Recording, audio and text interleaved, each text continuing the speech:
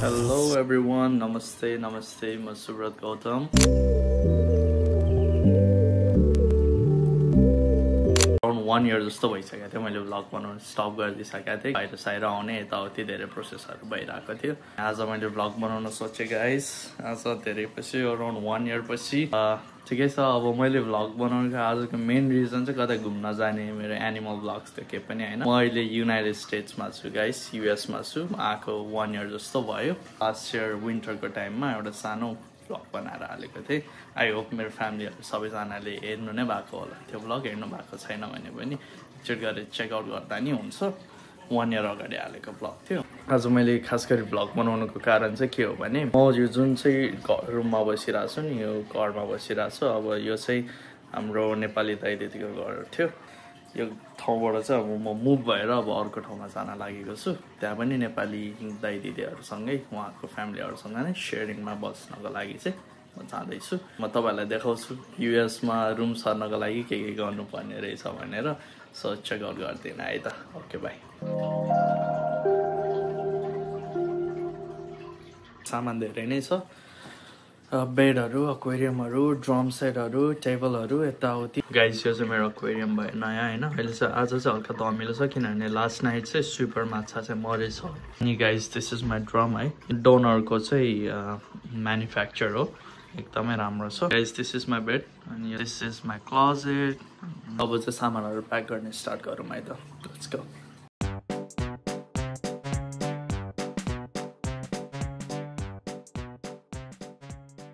मसँग चाहिँ यो दुईटा सुटकेस छ। एउटा सानो छ, एउटा ठुलो छ। यत्रो लुगा त अट्दैन। अझ यता पनि अलिकति छ।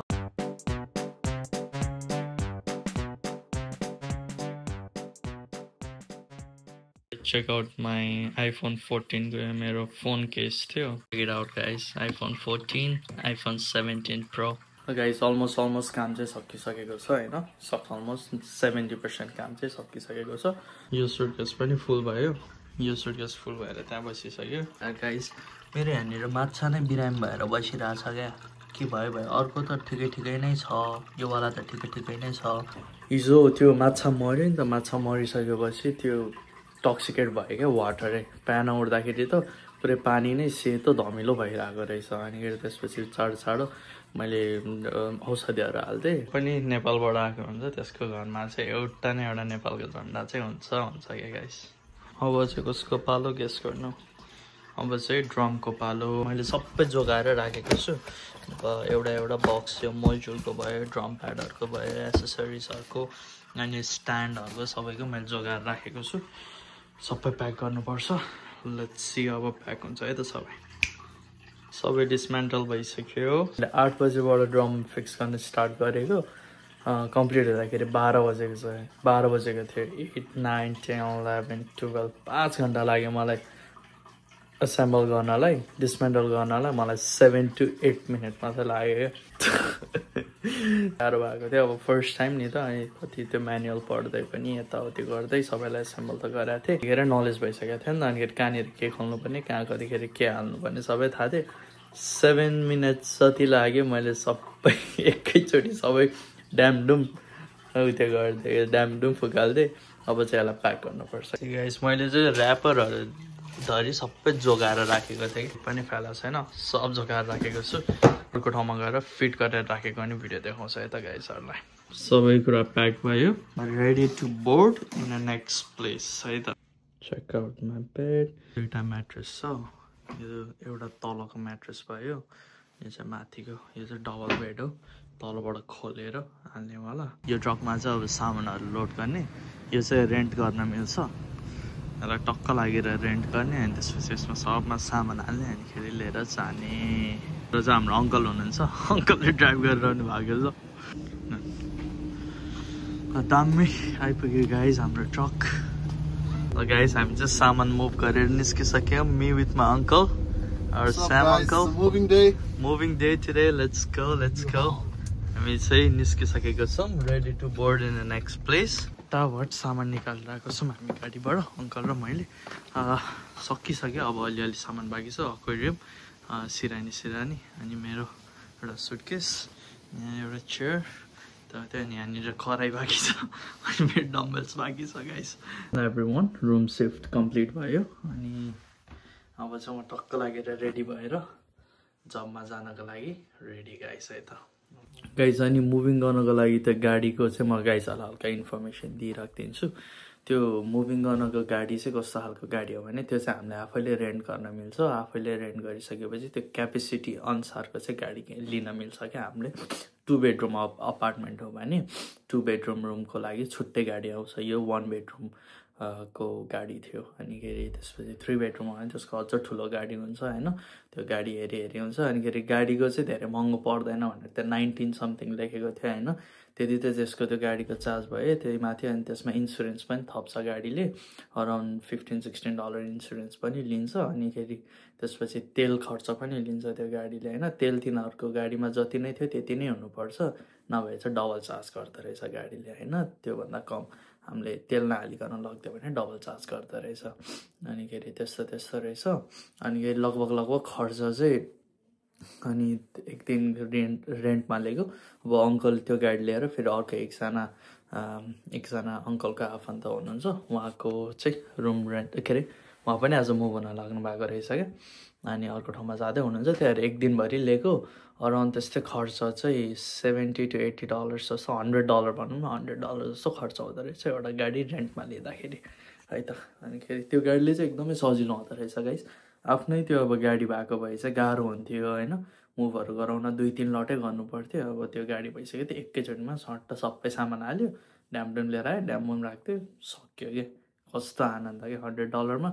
पुरै टेन्सनै साफ अब आफ्नो पर्सनल गाडीमा हालेर लिएर आयो भने चाहिँ स्क्रचेसहरू आउने यताउति त्यस्तो हुन्छ अनि गाडीमा स्क्रचेसहरू आउने त्यस्तो हुन्छ त्यही भएर पनि अब यस्तो रेन्ट गरिसकेपछि एकदमै धेरै सजिलो भयो क्या guys just took my break 1 घन्टाको ब्रेक लिए अब खाजा खान जाँदैछु है त this is the 3rd day अहिले चाहिँ दिउँसोको 12:30 भइरहेको छ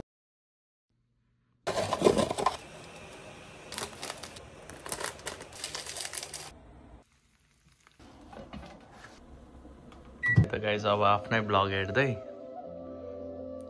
चक्कर लागेर नुडल्स खानुपर्छ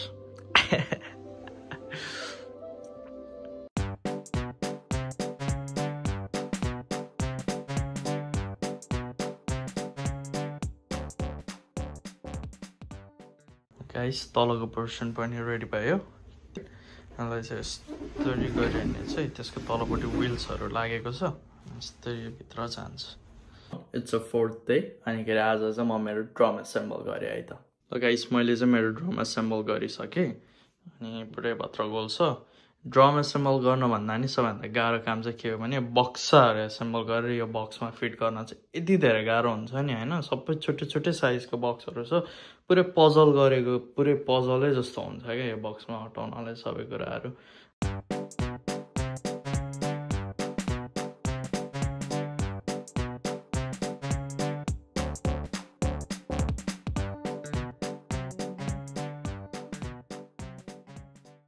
ल गाइस फाइनली रुम कम्प्लिट भयो बल्ल मलाई लगभग रुमहरू सरेर सबै कुरा मिलाउनलाई 4 दिन लाग्यो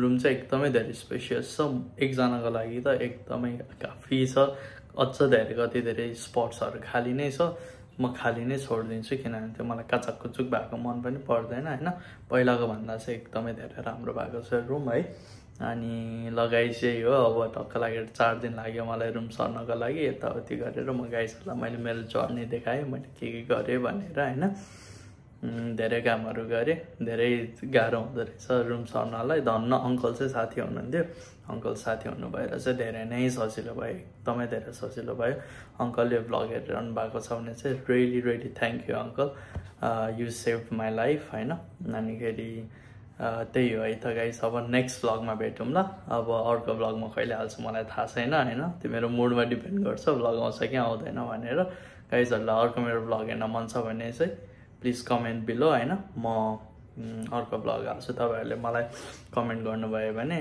लेट्स से लाइक 10 कमेन्ट्स 10वटा कमेन्ट गरिदिनु 10वटा कमेन्टमा भ्लग हाल भनेर आयो भने म 100% भ्लग हाल्छु है त गाइज अर्को ल that's it for this one next भ्लगमा भेटौँला है त thank you for watching everyone take care